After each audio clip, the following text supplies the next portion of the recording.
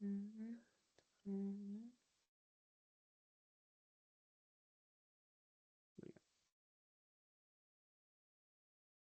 bem, vamos lá. Enquanto eu vou, enquanto eu vou ligando aqui, né? Bom, boa tarde a todos, né? Ou bom dia ou boa noite para quem estiver vendo a aula, né? Tema da aula de hoje é nós iremos falar hoje sobre provas. Vamos continuar as provas, classificação das provas, né? Eu não sei, né, se chegaremos até a perícia. De qualquer maneira, a parte da perícia, né, eu pretendo dar uma retomada, né, do conteúdo semana que vem, para a gente já poder falar de tudo junto. O que seria o tudo junto? Perícia, testemunhas, depoimento pessoal, né? Que são etapas que estão presentes, ou melhor, podem estar presentes dentro da audiência de instrução e julgamento, que remeteria a gente a algumas aulas atrás, né? Que falam a respeito da produção de provas que pode acontecer em audiência. A gente vai olhar dentro dessa parte, da testemunha, do depoimento pessoal, para que serve o depoimento pessoal, né? Qual é o entendimento do, dos juízes em relação ao que deveria ser o depoimento pessoal e o que os advogados também usam como produção de prova, até de uma maneira de tratar como uma testemunha mesmo o depoimento pessoal, né? Fazendo perguntas que fogem um pouco da matéria, né? Para uma produção de prova mais qualificada, né? E para ver se também o autor entra, ou o réu entra em contradição na própria fala, né? E aí a gente tem as testemunhas, as possibilidades de impedimento, suspeição, as causas que a gente vai apresentar, algumas questões, né, de falso testemunho, quais são as questões que ficam acarretadas quando se é comprovado falso testemunho, o que a testemunha da questão de falar da verdade, se somente a verdade, como deve ser essa parte, né? E a perícia, né, que é a designação de prova técnica, a análise feita pelo juiz. Se nós entrarmos em perícia, eu fiz uma tonelada de slides para falar sobre a questão documental, que é o tema principal da aula de hoje, a prova documental. Se der, a gente entra em perícia e eu vou utilizar um pouco do Chacon para depois retomar com um slide próprio, né? Mas acredito eu que nós ficaremos mais na parte documental mesmo. Revisando o último tema da aula passada, a ata notarial era, como a gente viu, um documento público que tem como característica ser um documento extrajudicial, um documento que goza de fé pública, ou seja, tem uma presunção de veracidade que ela é feita pelo tabelião, e o tabelião tem, através deste documento, ele tem que fazer a certificação do que ele viu, do que ele ouviu e por assim dizer, né? E é uma prova totalmente aceitável dentro de um processo, apesar, né, dela ser um documento produzido de maneira extrajudicial, tem um valor imprescindível, um valor muito grande em relação a qualquer outra prova que você possa levar de maneira extrajudicial, justamente por ter como principal característica a fé pública trazida pelo tabelião, não é? Traz uma descrição detalhada dos fatos e os documenta e os leva a juízo, né? Leva ao processo, no caso, né? Então, a ata notarial era uma maneira extrajudicial de um documento elaborado por um tabelião e um documento público, né? Só que nós sabemos, né? Porque quem acompanha em estágios, né? Através de petições, através da própria análise de cartório mesmo, né? Consegue compreender que o documento juntado no processo, ele pode ser um documento acarretado de fé pública, né? Um documento que pode ser feito através de um servidor público, mas ele, no geral, é um documento que é trazido pelas partes.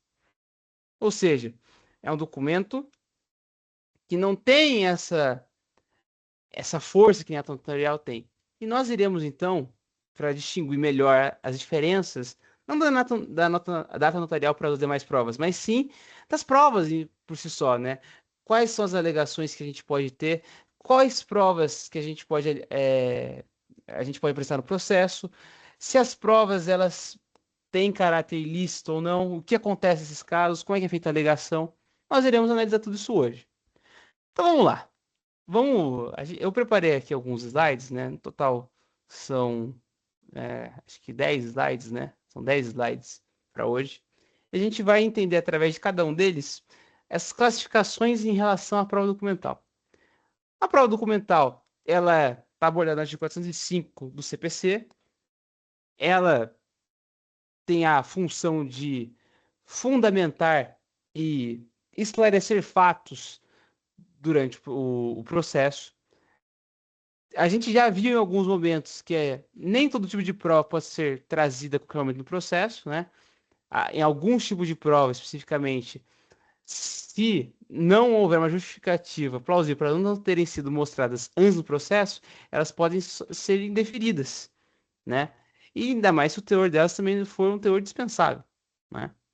Nós já vimos também que é possível a produção de provas em trazer provas dos processos para o processo principal. É possível também a produção antecipada de provas, é um processo próprio para especificamente a produção de provas, né?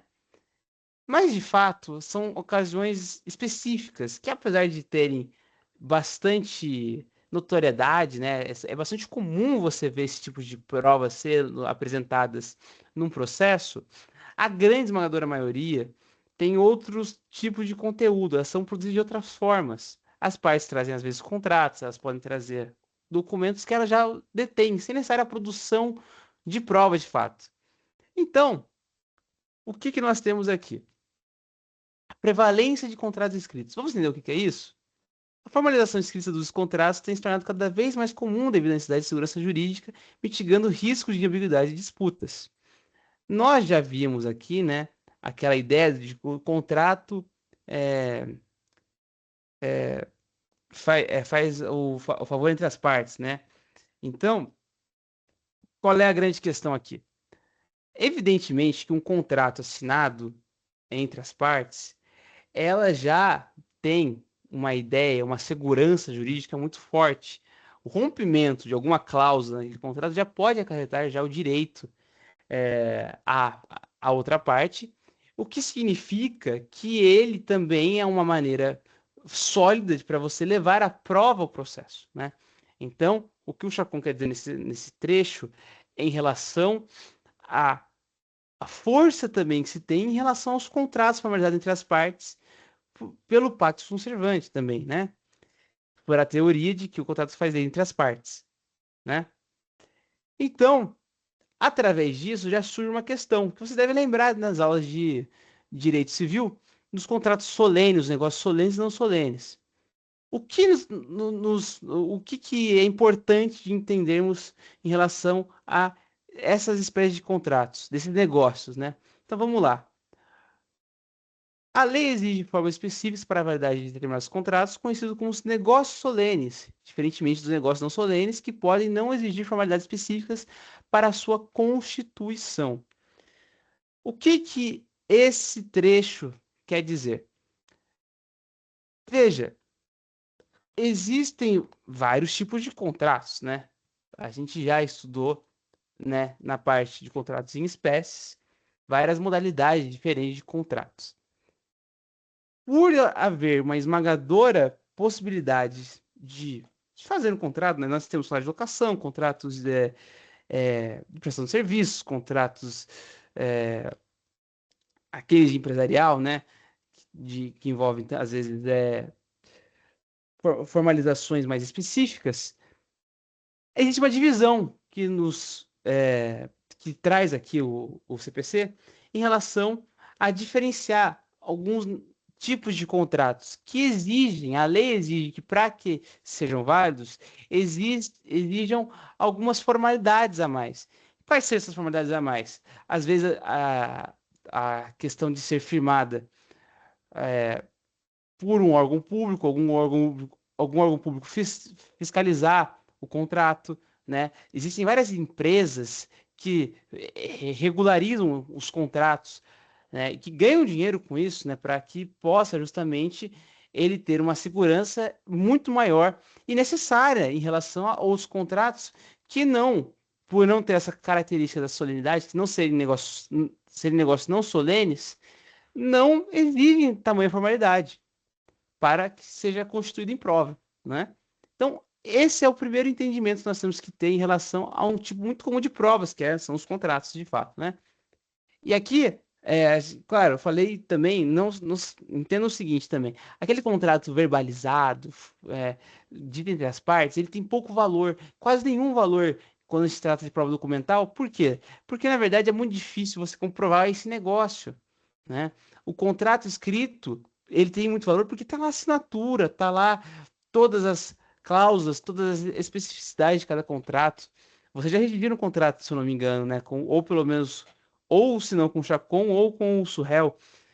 Vocês percebem as cláusulas bem específicas, bem detalhadas, justamente para trazer essa segurança, né? Para mitigar os riscos que a gente já abordou nesse primeiro slide. Então, muito bem. A gente, então, através da primeira parte da prova documental, a gente já viu que era fundamentada pelo artigo 405. O que é um documento, né? O que a gente entende como documento pelo Código de Processo Civil? Então vamos entender aqui, fundado, né? A fundamentação, fundada não, né? A fundamentação se dá no artigo 422 do CPC, é um documento. O documento é qualquer representação material destinada a comprovar fatos ou atos, a menos de uma vasta gama de formas. Percebam a variedade, a amplitude que esse artigo traz. Por quê? De fato, documento pode ser. Existem muitas modalidades de documentos que podem ser levados no processo. Nós vimos alguns que são extrajudiciais, né? Mas a gente também tem dentro da própria, é, da própria do próprio juízo, né? O pedido de produção de provas. Nós já vimos perícia, por exemplo, mas, o próprio juiz pode pedir a perícia se for achar necessário no caso.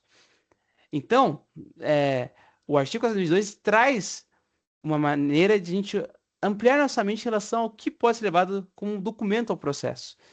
É evidente também o seguinte: a ideia do documento é comprovar um fato ou um ato. Então, apesar de ter várias possibilidades de você comprovar o fato ou ato no processo, muitas vezes é comum em alguns tipos de petições, né, na inicial principalmente, quando você levar aquelas provas principais, muitas provas não são úteis ao processo, elas não falam sobre os fatos ou os atos.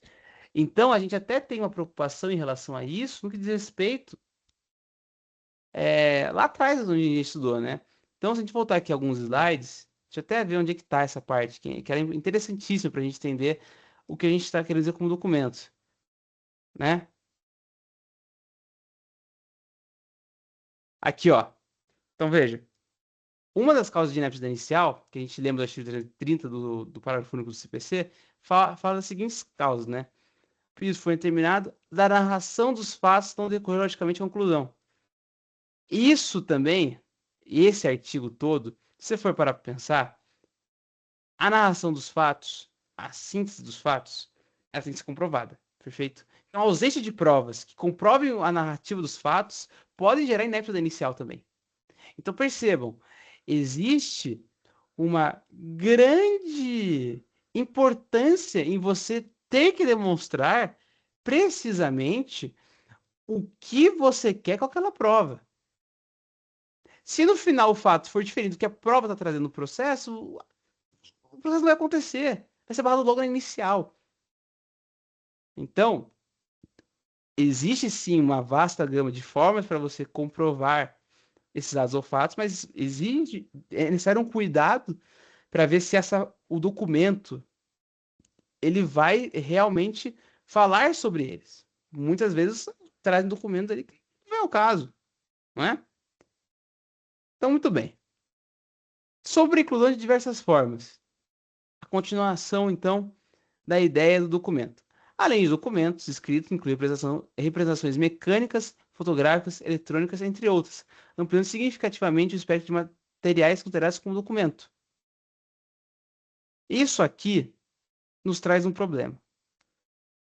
Qual é o problema? A questão fotográfica, a questão eletrônica, a questão mecânica, né? A questão fotográfica principalmente. Você criou dentro da legislação, né? O legislador se preocupou em entender algumas hipóteses dessa prova não ser algo ilícito. O que tanto é que talvez vocês não tenham noção disso. Um drone, por exemplo, ele não pode ser levado em consideração para o processo alguma imagem que tenha uma certa distância em relação à altura, em relação a onde o drone pegou a prova, né? Isso é uma discussão até que se tem nos tribunais de justiça em relação à utilização de provas que têm esse teor, né? Essas provas fotográficas tiradas através de drones, de outros tipos eh, de mecanismos que possam invadir a privacidade das pessoas, né? Porque, veja, na maioria dos casos não vai ter nada, né? Então, digamos até na questão criminal, né? Ampliando aqui um pouquinho. Se você está utilizando um drone para passear por aí, você acaba evidenciando um crime. Essa prova, ela talvez possa perder um pouco do seu valor para ser uma prova ilícita. Não poderia ter sido filmado aquilo ali, mas a filmagem delas já seria uma comprovação daquele teor. Então, o entendimento, ele já variou muito, ele já mudou muito em relação à utilização dessas provas. Hoje, existe uma série de regras que permitem a utilização dessas provas fotográficas, seguindo vários tipos de regrinhas, não é qualquer prova que pode, mas existe um cuidado em você conseguir criar mecanismos para que provas que tenham, né, que possam resolver um caso, que elas sejam mantidas no processo. Seguem regras, a gente não vai abordar as regras a serem seguidas, mas já deixo logo de cara para vocês que, em relação a antigamente, existe uma amplitude muito maior da utilização desse tipo de prova. Fonte de prova passiva. O que significa isso? O documento serve como uma fonte passiva de prova, onde as informações são extraídas sem a necessidade de interação ativa com o objeto documentado. Então, percebo, a prova tem que ter uma ligação com o que o direito sendo pleiteado ali, certo? Mas não precisa de uma interação de fato ativa com o objeto. Então, você pode levar uma prova, por exemplo, para começar a fundamentação de uma ideia. Foi o que eu falei. A- E aí a gente tem que tomar cuidado com o seguinte: se a prova for utilidade, se ela for útil, mas não tiver uma relação direta com o objeto documentado, ela pode ser utilizada, desde que ela sirva para alguma coisa, né? Ela é uma fonte passiva, de fato, ela tem essa passividade. O que não pode é você falar sobre um caso e trazer a prova de que não tem nada a ver com o caso. Acho que fica claro isso, né? No seguinte sentido, a prova, apesar de ter esse caráter de ser uma fonte passiva, ela pode ser, né, utilizada sem ter uma relação direta com. Aí o objeto pode ser qualquer coisa, né? O objeto justamente traz essa ideia de qualquer coisa que está documentado, né? Então, assim, acho que não dá muito para fugir desse trecho, porque o trecho é muito claro o que ele quer dizer com isso, né? Mas o que fica da ressalva aqui disso é de ter essa consciência da passividade, do caráter dela, da prova, né? Tudo bem. Sobre as classificações dos documentos, né? Muito bem. Aqui começa uma parte que ela é um pouco decoreba. Por que ela é um pouco decoreba? Porque, cadê aqui? Deixa eu só o toque não pegar, né? Perfeito. Você tem uma série de documentos que podem ser levados a juízo. A gente já falou da ideia de amplitude de prova, de você poder permitir que vários documentos sejam levados ao processo e sejam produzidos de várias maneiras diferentes. Tem uma ideia de você classificar os documentos para você restringi-los e, a algumas situações, né? Ele ainda é bem amplo, mas para você classificá-los, né, é uma maneira para você simplificar o que tipo de prova você quer produzir, né? Ou qual prova você vai trazer ao processo. Então vamos lá. A primeira ideia é segundo a autoria. Então, o Chacon já coloca os autógrafos e os heterógrafos, né? Vamos lá. Documentos autógrafos são aqueles criados pelo próprio autor da declaração, enquanto heterógrafos são produzidos por terceiros, como tabeliães. Então já vemos aqui um exemplo típico. Aqui nós temos um exemplo de ato notarial, e aqui uma prova que pode ser criada pelo autor da declaração respeita àquela prova que o autor já detém, né? Então ele já fala o fato. Então vamos pegar um exemplo prático assim. Uso capião. Uso capião. O cara tem a com ele a matrícula do imóvel, certo? Isso ou melhor, vamos pegar um exemplo, até porque pode confundir então com a questão do, né, que o cara trouxe, pegou do tabelionato, né, e foi produzido por terceiro. Não é um bom exemplo. É verdade, não é um bom exemplo. Porque não é o que ele detém, é que ele produziu, né? Então, digamos que ele, né, instalou uma câmera na casa dele, certo? E aí na câmera dele, certo? Ele registra lá que houve que parte, né, do imóvel ali está com problemas ali de vazamento. É uma contrato de locação, então logo o locatário, ele o dono, né, da casa, ele tem que resolver o problema e não resolve. A prova que ele produziu de mostrar, de tirar uma foto, de fazer uma filmagem ali, ele produziu, né? Então esse é um exemplo de prova autógrafa. Né? Heterógrafo é uma prova criada por tabelião, como por exemplo a ato notarial. A gente já viu que ele faz de maneira extrajudicial. Né? Documentos públicos e privados. Então, o prova de 405 traz essa ideia. Os documentos públicos são aqueles funcionários públicos no exercício de suas funções e os privados são ordenados para os particulares. Gente, isso aqui também não tem nem o que se falar. Isso aqui o próprio nome já fala, é evidente, né? Documentos públicos feitos por órgãos públicos, né? Funcionários, né? Pode ser, por exemplo, escreventes, é, alguma pessoa da prefeitura, né? O documento privado, ele pode não, ele pode vir de uma empresa, né? Ele pode ser produzido por um particular específico, em relação àquele documento. Que aí, um exemplo disso, né? Então você tá lá, né? E você é, trabalhou muito tempo numa empresa, certo? E aí você vai lá e você, no tempo que trabalhou nessa empresa particular, precisa comprovar o tempo que você ficou lá na empresa. Você precisa dos cartões de ponto lá. Isso um pouco no direito trabalhista, né? Você tem que pegar desse particular. Não é um documento público, é um documento privado. Então, quem o detém, no caso, é a empresa. Dá para entender essa distinção? Acho que fica claro também a ideia. Vamos lá.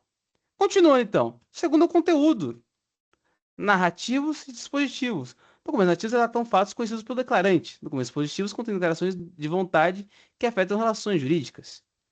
Gente, é até um pouco difícil explicar isso aqui, porque é muito lógico. Existe uma lógica aqui, né? Então, pelo declarante, no caso seria o autor ou o réu. E aqui, documentos positivos contêm declarações de vontade que afetam relações jurídicas. Os próprios contratos. Os próprios contratos têm esse teor. Nossa, deixa eu só tirar o WhatsApp aqui que uma galera mandou mensagem para mim, depois eu vou ver essas mensagens. Vamos lá, segunda forma, solenes e não solenes. Já vimos também isso aqui. Nós já vimos isso aqui na parte dos contratos também. Documentos solenes exigem informações específicos prescritos por lei para sua validade. Documentos não solenes não possuem requisitos formais rígidos. Então, continuando também a ideia dos próprios contratos. Se você entendeu as partes, você vai entender isso aqui também agora. porque isso abrange a outros documentos também. Exibição de documento ou coisa. Requisição judicial. Vamos lá. A primeira coisa que a gente olha aqui é o artigo 483, que fala a respeito desse direcionamento das repartições públicas. Então vamos lá. A requisição judicial é dirigida principalmente a entidades públicas para a obtenção de documentos ou informações relevantes para o processo, mas pode ser direcionada ao particular. Busca informações relevantes, tais como dados sobre bens, localizações essenciais para a condução de processo, especialmente em caso de execução. Você pode pedir durante o processo um documento para uma entidade pública que vai ser direcionado ao particular. Então, tem algumas maneiras dentro do processo civil de você ter que fazer um requerimento ao juízo para que o documento ele seja utilizado, só que quem o detém é o particular. E aí é porque eu não sei se... Eu vou até pegar aqui. Se a TIM é uma empresa... É uma empresa privada ou se ela é de economia mista. Então, beleza. A Claro também é, né? Se eu não me engano, a Claro também é. Ok. Tem muitos... Tem casos aí que eu ia dar o exemplo, só quis certificar o seguinte. Você deve ter reparado já isso se vocês são de cartório. Tem um despacho que sai assim: servirá essa decisão de ofício às empresas Claro, TIM, não sei das quantas.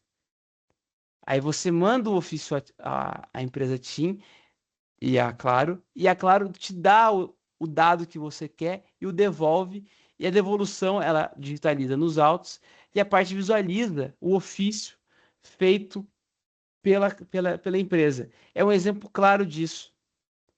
E isso pode trazer, e mais comumente, a localização da pessoa. Às vezes,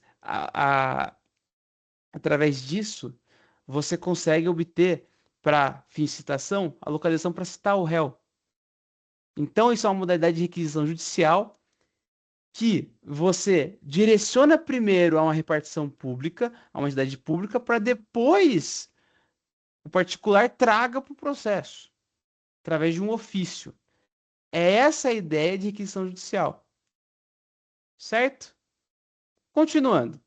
Objeto da exibição. Aqui, gente, aqui também são coisas bem evidentes. Vamos lá. Isso tudo está no artigo 396. Acho que é interessante a gente abrir aqui. Vou até deixar ele aberto para eu ler com vocês exatamente o artigo 396 do CPC. Vamos deixar aqui, ó. Que eu acho até legal, né? A Luísa, ela pelo menos faz assim. Não sei se já tiveram aula com ela.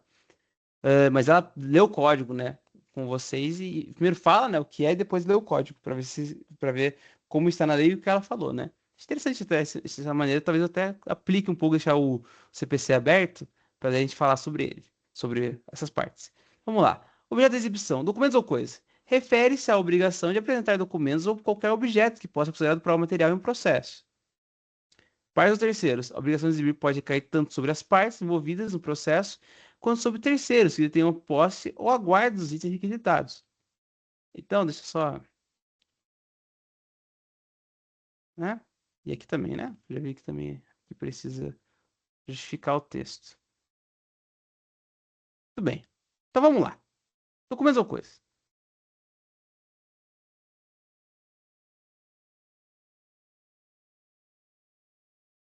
Calma aí que eu tô procurando aqui o parágrafo.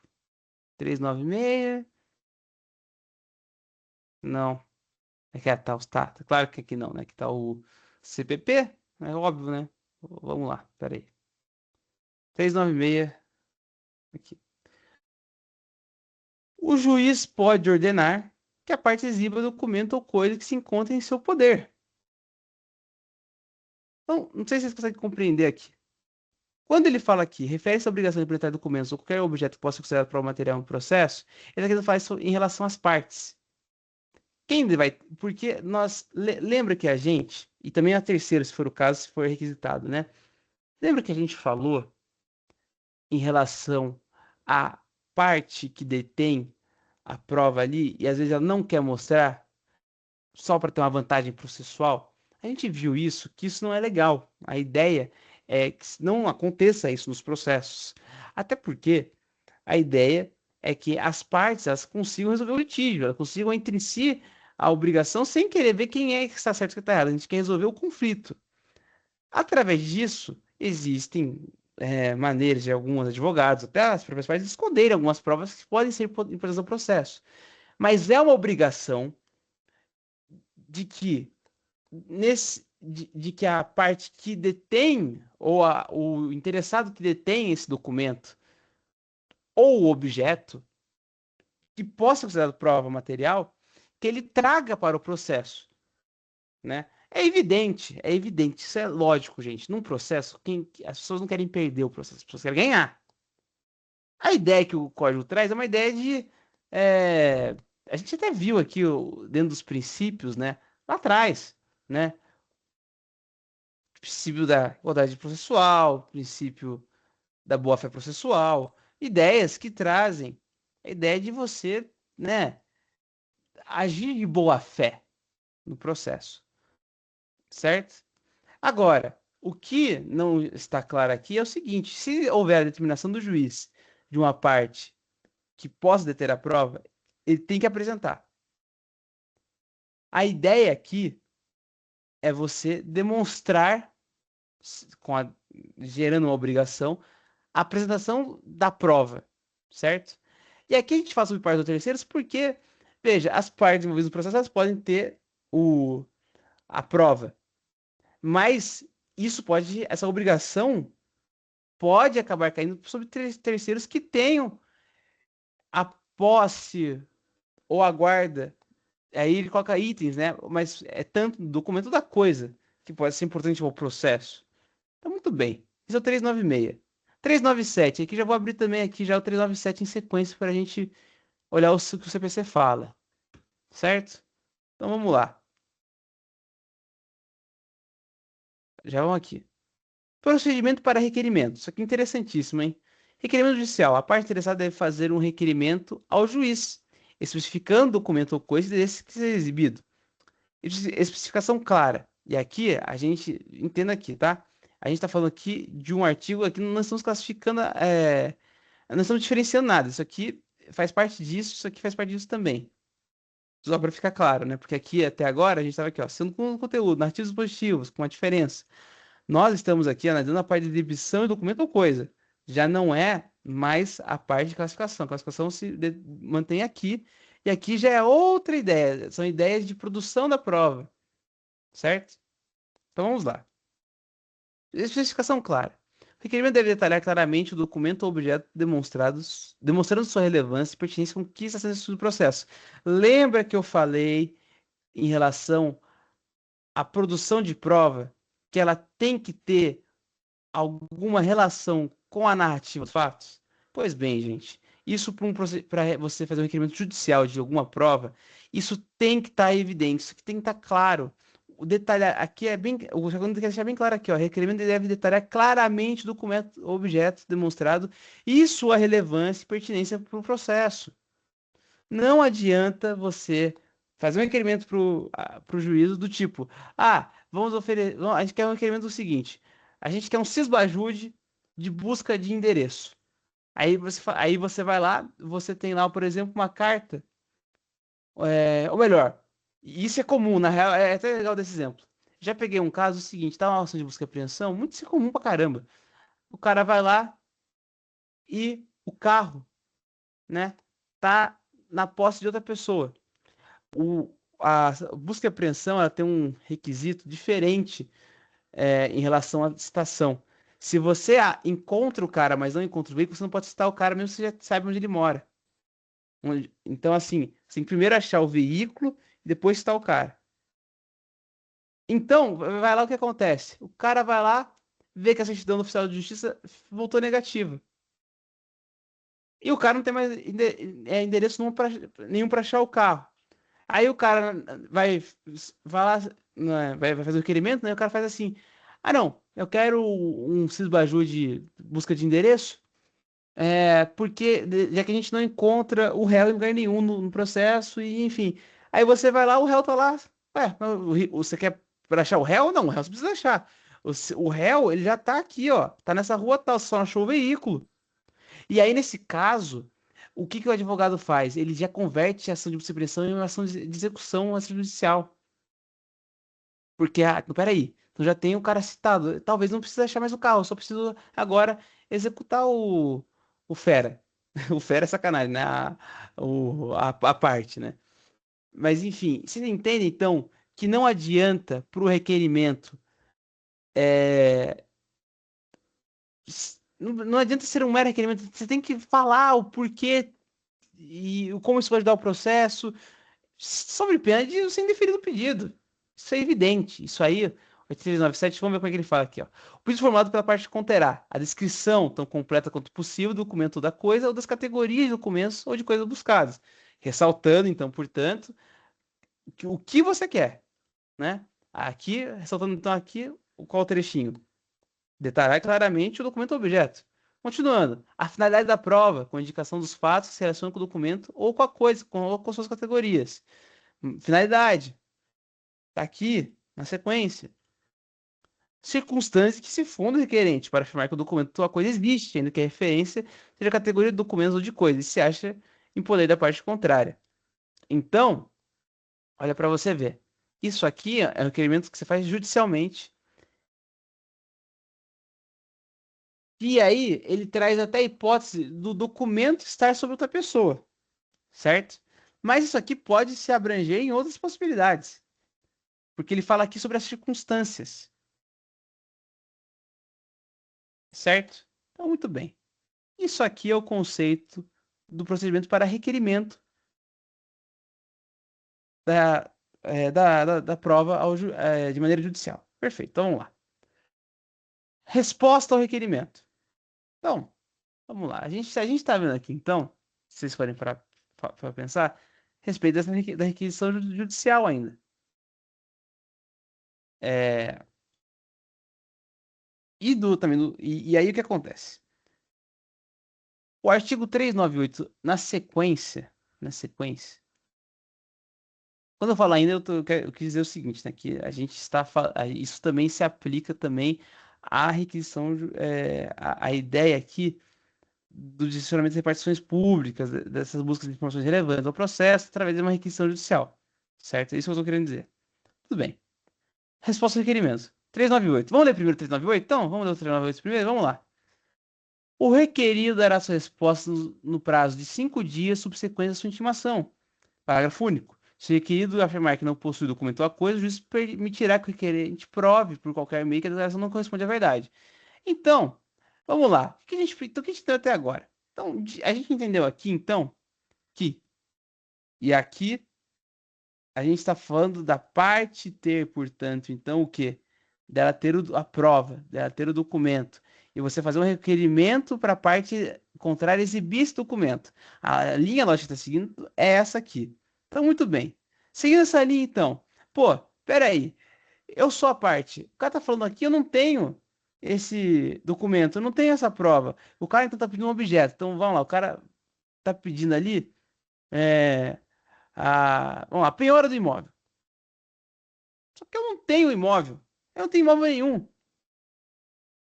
Daí o cara não apresenta a matrícula do imóvel, não apresenta nada que comprove que ele tem. Ele só fala assim, ó, doutor, não tem esse imóvel. O imóvel não é da minha posse. E demonstra lá também, ó. Aqui, ó, o imóvel tá com o nome de fulano.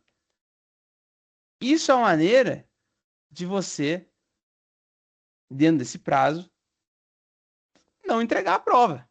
Você não tem ela. Você não tem a coisa. Você não tem um documento. Mas é evidente que se. Opa, meu o mic tá todo acabadinho. Beleza, acho que agora tá tudo certo. Então, o que acontece? Se o requerido afirmar que não possui documento ou coisa, isso permitirá que o requerente prove por qualquer meio que a declaração não corresponde à verdade.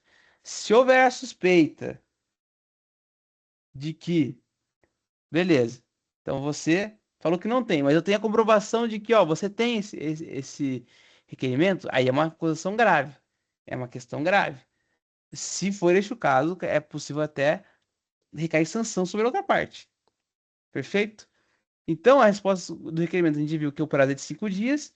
A parte do terceiro requisitado tem um prazo estipulado pelo juiz para responder ao pedido de exibição. O 398 fala de 5 dias, subsequentes à intimação. Aqui a gente fala sobre as possíveis respostas, né? Então a gente fala que o quê? O requisitado pode atender voluntariamente o pedido, recusar-se fundamentadamente. Aí aqui a gente fala aqui, ó, documentos para exercício pessoal não são relacionados ao caso, ou alegar a inexistência do documento sobre seu poder. Então, isso também é a maneira do quê? Ó, eu tenho o documento, mas eu não vou entregar.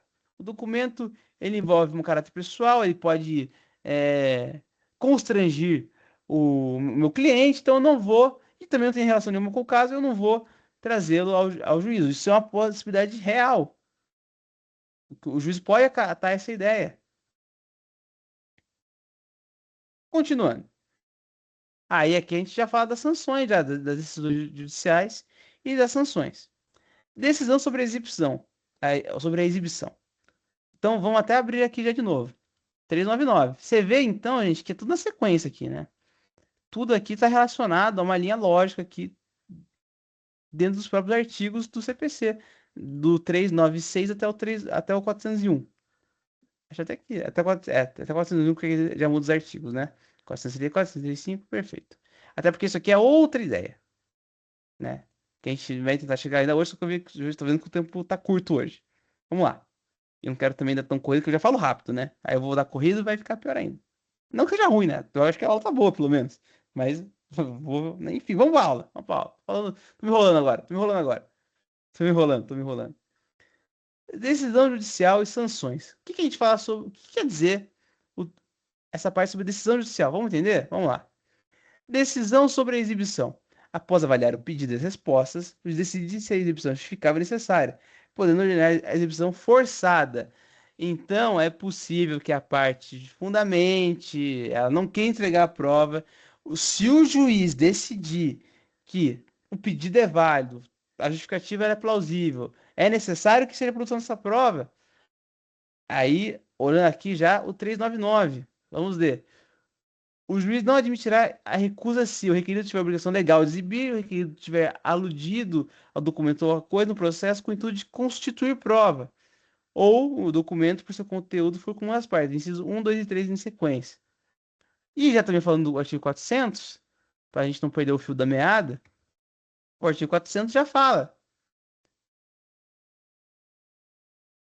aqui. Vamos lá. Opa, por que que tá? Aqui está picotado. Beleza, aqui ó. Ao decidir o pedido, o juiz admitirá com verdadeiros fatos que, por meio do documento ou coisa, a parte pretendida provar se o requerido não efetuar a exibição nem fizer nenhuma declaração no prazo e a recusa for a vida por ilegítima. Parágrafo único. Se é necessário, o juiz pode adotar medidas indutivas, coercitivas, mandamentais ou subrogatórias para que o documento seja exibido, já previna a probabilidade de alguma sanção, alguma penalidade a outra parte, caso não entregue o documento exigido pelo juiz. Então, o juiz ele tem esse poder, ele tem a possibilidade de, mesmo que a parte esperneie, chore e que a gente já saiba que ela tem a prova, o documento, o juiz ele tem a palavra final nessa história. Ele que vai decidir. Tá bom, vamos utilizar a prova. Tá bom, não vamos. Sanções por descumprimento. Aí a gente já tem que olhar o 401, né? Vou pegar o 401 então para dar uma lidinha rapidinho, rapidinho, que são 120. O tempo está acabando.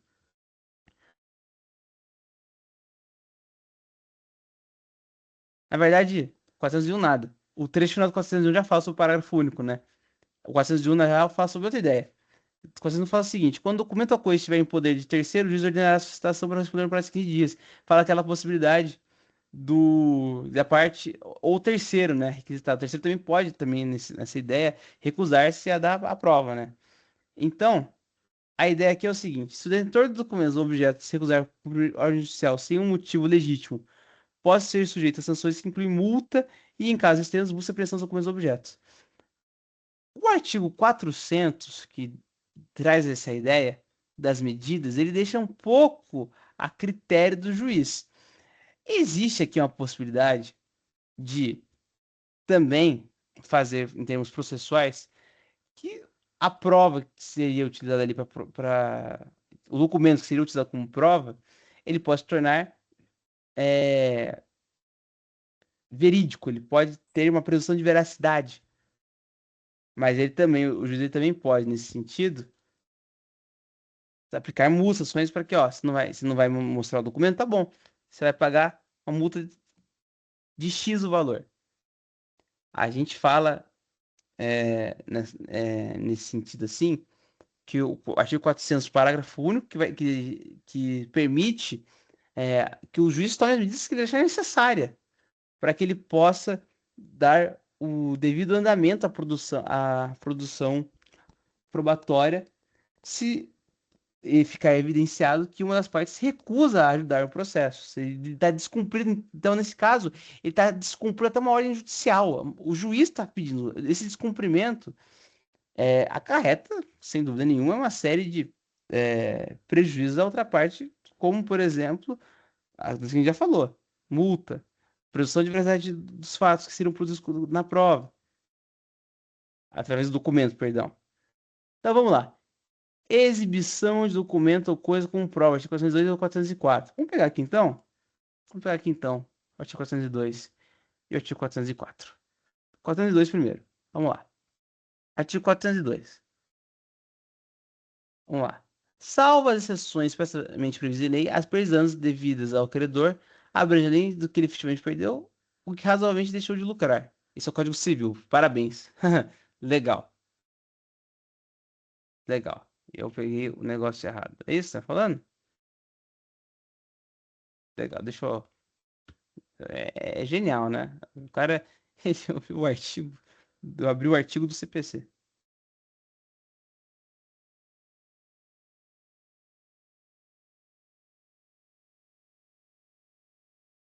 Não, não estou achando o artigo. Aqui.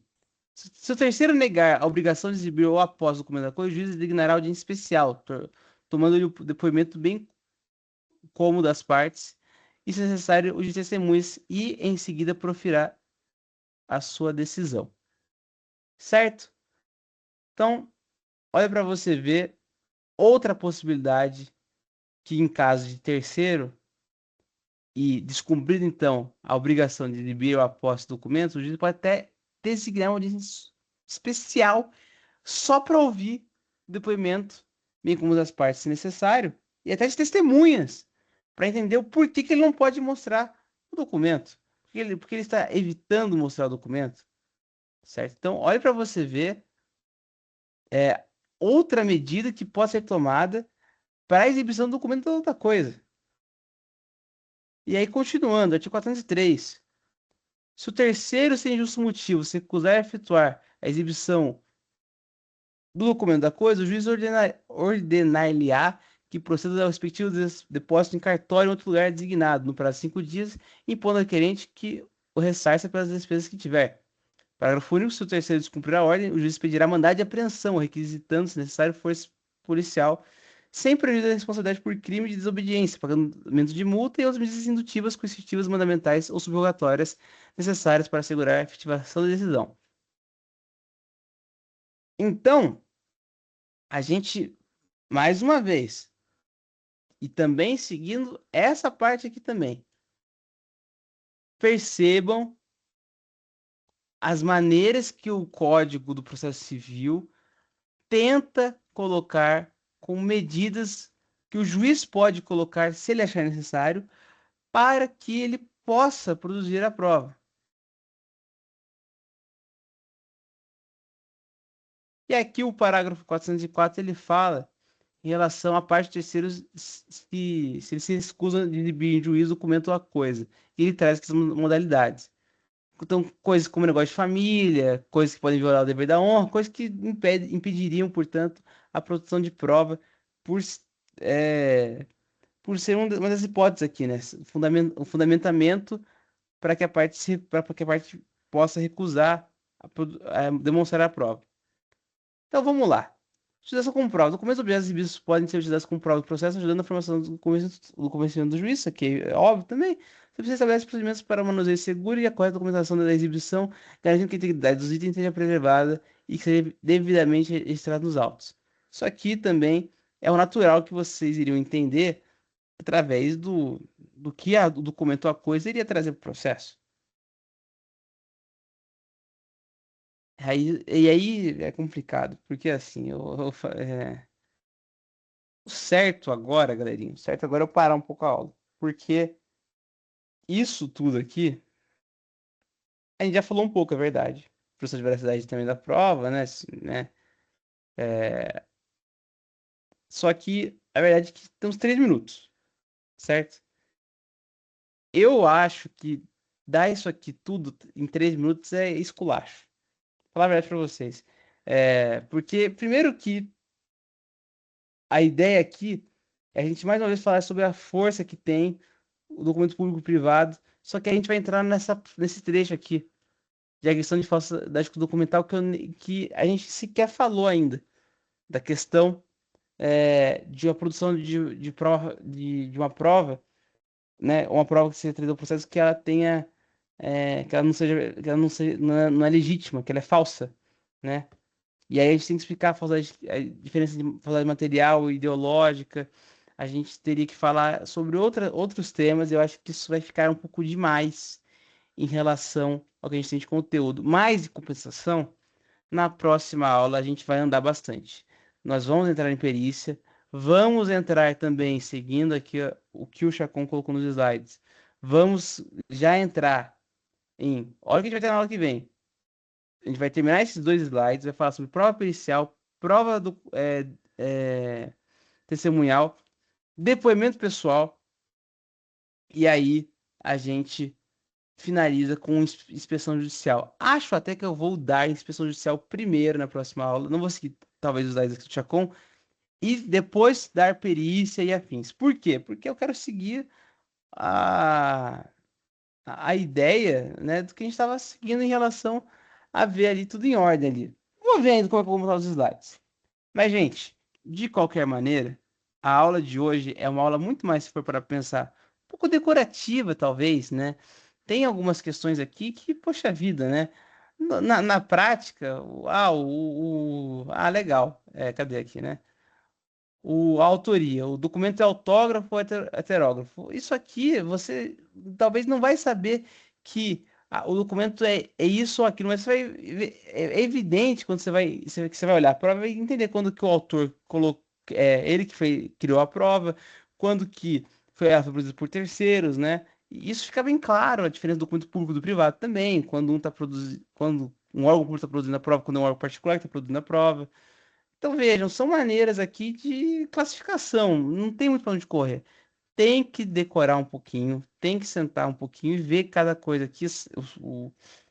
Mas entendo que a maneira que a doutrina traz é de você entender como cada prova, né, de fato, ela tem, cada prova não, cada documento, ele tem as suas características que começam classificadas em próprio conjunto doutrinário, certo?